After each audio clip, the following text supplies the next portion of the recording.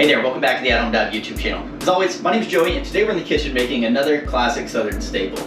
Today, we're gonna make butterscotch pie, because not only is it something that's always great to have around, but it's sure to make your friends smile. So sit back, hit that subscribe button, and let's dive right in.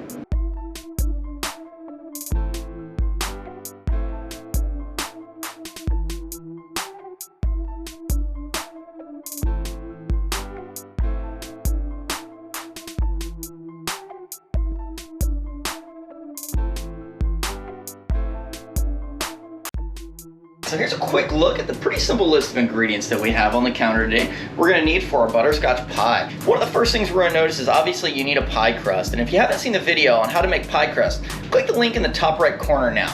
This is a 9.5-inch pie crust, and I've got 16 ounces of whole milk, 8 ounces of packed brown sugar, 2.5 ounces of butter in there with it, because we're gonna go ahead and combine these first, 2 whole large grade A eggs, 1.5 ounces of egg yolks. This is equivalent to about 2.5 egg yolks, 1.5 ounces of cornstarch, 1.25 teaspoons of vanilla extract, and 1 additional ounce of butter. And that's really all we're gonna get going for the pie itself. But I did keep my egg whites from my 3 yolk because I need 3 egg whites here in a minute to make my meringue. I did leave these out at room temperature because for meringue, it's best if your egg whites are not cold. It's nice if you separate them when they're cold and then hold on to them at room temperature. So let's get started. I'm gonna go ahead and turn my milk on high and bring it to a boil and then turn it off. Meanwhile, I'm gonna put my brown sugar and butter on low, and I want the butter to melt and be able to stir the brown sugar into it and let it dissolve. Meanwhile, on the counter, we're gonna get our eggs ready.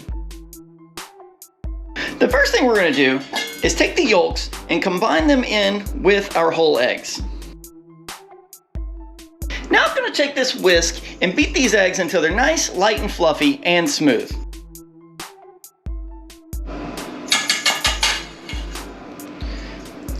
I'm gonna set my whisk aside for just a second, and now I can go ahead and sift in the cornstarch. It's always good to sift cornstarch just to avoid any clumps. As you can see here, there were a few in there. It's important that we get rid of those.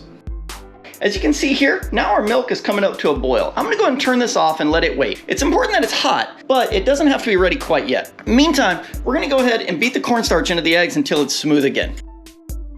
Now we're gonna turn our attention back to the brown sugar. As you can see, the butter's starting to melt, so it's important that we start getting this moving so that we can get the brown sugar dissolved into the butter. This might take a second, so just be patient and make sure you don't turn the heat up so high that it burns, although you can turn the heat up wherever you're comfortable. In the meantime, I'm gonna wet a small towel and put it right underneath my bowl. It helps me hold the bowl still while I go to whisk in the milk into the eggs. As you can see now, the butter has mostly dissolved the brown sugar. So now we can move forward with our eggs and getting everything ready for the actual custard itself. We have our milk here, which is still nice and hot, and we have our egg mixture. I'm just gonna give this one more stir to make sure that any of the cornstarch that may have potentially settled is ready to go. Let's go ahead and slowly whisk in our milk. We wanna make sure we keep the eggs moving while we do this. Now we're gonna put the egg mixture back into the pot that we were using a second ago.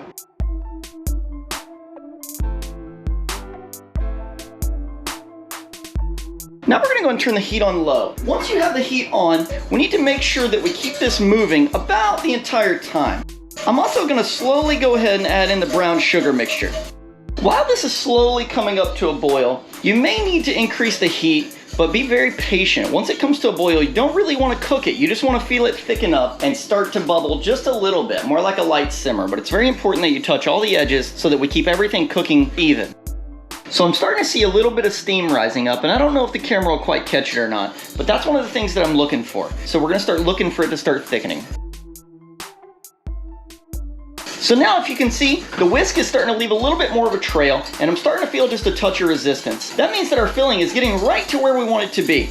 Now it's very important that we keep it moving fast and don't rush it. As you can see here, this is nice and thick. So I'm gonna kill the heat, and I'm gonna grab my butter and vanilla extract. So over here off the heat, I'm gonna go and add in my butter. Oops. And my vanilla extract. I'm gonna go ahead and whisk these in. This may take just a second to get the butter going, but the butter is what's gonna keep everything nice and creamy and smooth, but also start to cool down the filling. Now our butter is fully dissolved, and we're gonna go ahead and transfer this right over to the pie pan. So here is our beautiful pie crust, and we're gonna go ahead and put the filling right into it. So you could go ahead and call your pie finish right here, but we're gonna go one step further. We're gonna make meringue. Let's go. So we're back, and I went ahead and grabbed our KitchenAid, because if you have a stand mixer, it's really gonna help you out in this phase. I still have my 3 egg whites that are in here, and it's very important that you have no part of the yolk in the egg whites. I meant to mention that earlier, but it's crucial that you have no fat, because if there's any fat in your whites at all, or inside the mixer bowl or anything, your egg whites will not lift properly. This is gonna take quite a while, and it's where we need to be very patient. So we're gonna take our egg whites, and we're gonna beat them on medium-low with 1/4 teaspoon of cream of tartar. The cream of tartar is what's gonna stabilize the egg whites and make them hold properly. The other ingredient that we need to gather before we get to here is 1/3 cup of granulated white sugar. So let's get started. All right, once you see your whisk start to leave a little trail, we're gonna go ahead and consider this soft peaks. We could have went just a little bit early, but we decided not to. So now we're gonna turn this back on medium-high this time, and we're gonna slowly add the sugar in. I like to add about a tablespoon at a time, but it doesn't really have to be precise.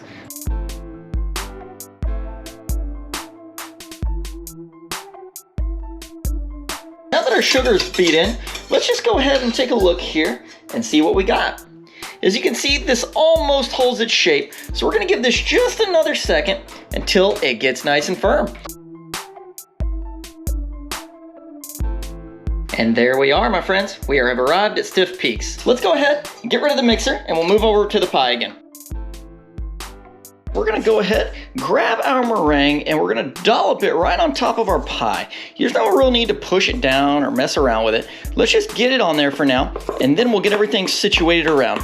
Once you've gotten it on there, just take the back of your spoon and kind of flop it around and just make it nice and uneven, but cover the pie. You wanna go all the way to your crust edges though. That's the only thing. So to make those nice little peaks that everybody likes to see pretty and toasty brown on top, a lot of times I just take my spoon and dab the back of it right in there, and as you can see, these little waves form right on top, and those are gonna get nice and toasty brown. So we're gonna do this. Meanwhile, the oven's heating up on broil, and then we're gonna be ready just to brown it off on top. We're not baking it, we're just browning it.